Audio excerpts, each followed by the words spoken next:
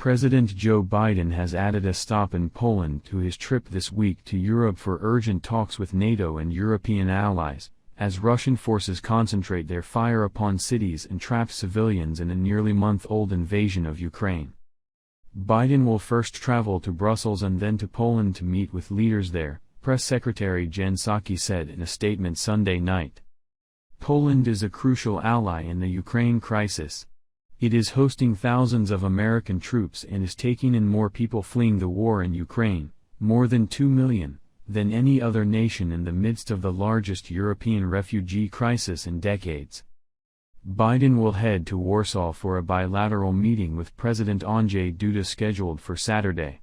Biden will discuss how the U.S., along with its allies and partners, is responding to the humanitarian and human rights crisis that Russia's unjustified and unprovoked war on Ukraine has created, Psaki said. On Monday ahead of his trip, Biden will discuss the war with European leaders.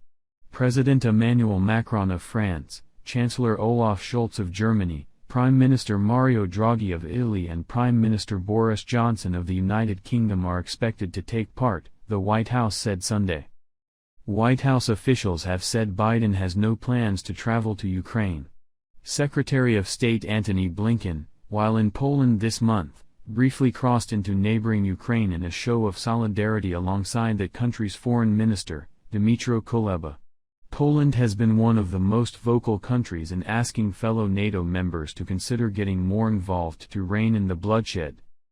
Russian President Vladimir Putin's invasion of Ukraine largely has united the U.S. and NATO and European allies, as well as allies in Asia and elsewhere. The United States and European governments see Moscow's military aggression as a threat to their security and strategic interests. Biden and NATO have said repeatedly that while the U.S. and NATO will provide weapons and other defensive support to non-NATO member Ukraine, they are determined to avoid any escalation on behalf of Kyiv that risks a broader war with Russia. The Pentagon on March 9 rejected a Polish proposal for providing Ukraine with MiG fighter jets via a NATO air base, saying Allied efforts against the Russian invasion should focus on more useful weaponry and that the MiG transfer with a U.S. and NATO connection would run a high risk of escalating the war.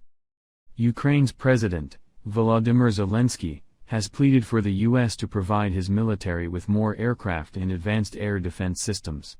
NATO and the United States have rejected his appeals to establish a no-fly zone over Ukraine to suppress Russian air power, saying it would put Western forces in direct conflict with Russian ones.